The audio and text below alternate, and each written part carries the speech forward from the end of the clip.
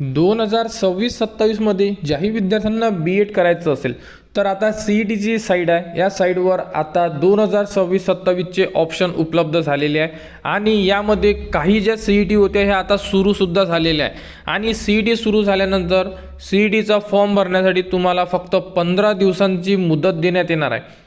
त्यासाठी कोणकोणत्या गोष्टी इम्पॉर्टंट सांगितलेल्या आहे बाकी सी.ई.टींना, त्याचप्रमाणे बी.एडवाल्यांना सुद्धा त्याचबद्दलच्या संपूर्ण ज्याही अपडेट दिलेल्या आहेत त्या प्रकारे आपल्याला वर्क करायचे आहे। तर बघू शकता यामध्ये जर तुम्ही चेक केले म्हणजे साईडवर जर चेक केले तर 2026-27 सी.ई.टी एक्झामिनेशन पोर्टल हे सुरू करण्यात आलेले आहे। आता जर आपण चेक केलं यावरती जे नोटिफिकेशन येणे सुरू झालेले आहे तर बी.एड सी.ई.टी ॲडमिशन 2026-27 नोटिफिकेशन केव्हा येऊ शकते म्हणजे विद्यार्थ्यांना जे फॉर्म भरायचे आहे हे आपल्याला केव्हाही सुरू केल्या जाऊ शकते, कारण की आता विदाऊट नोटिफिकेशन संपूर्ण माहिती उपलब्ध झालेली आहे। जसे की एम.एड म्हणजे बी.एड नंतर जो अभ्यासक्रम असतो त्याला एम.एड म्हटले जाते, त्या अभ्यासक्रमाची जी सी.ई.टी आहे त्याबद्दलची नोटिफिकेशनसुद्धा 2026-27 साठी उपलब्ध केलेली आहे।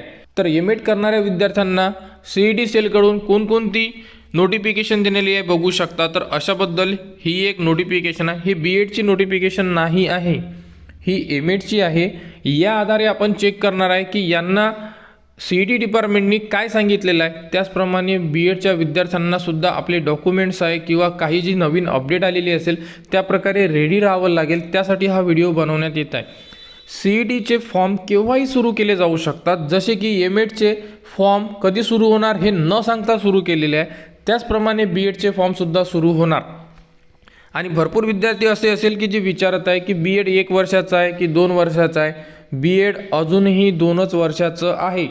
सरकारने फक्त म्हटले होते की आम्ही बी.एड 1 वर्षाचे करू, परंतु जोपर्यंत गव्हर्नमेंट म्हणजे एज्युकेशन डिपार्टमेंटचा जी.आर प्रसिद्ध होत नाही तोपर्यंत एज्युकेशन सिस्टीम त्यांचं जे एज्युकेशन आहे हे चेंज करत नाही।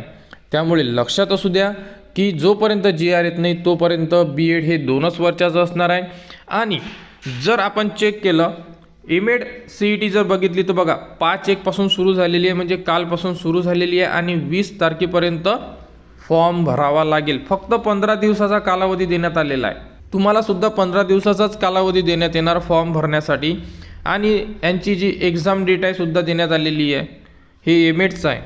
तर बी.एड करणाऱ्या विद्यार्थ्यांनी आपले डॉक्युमेंट्स रेडी करा, त्यानंतर आपली अपार आय डी काढलेली आहे का चेक करून घ्या। डिजी लॉकरवरून तुम्ही तुमची अपार आय डी काढली नसेल तर अपार आय डी काढून ठेवा।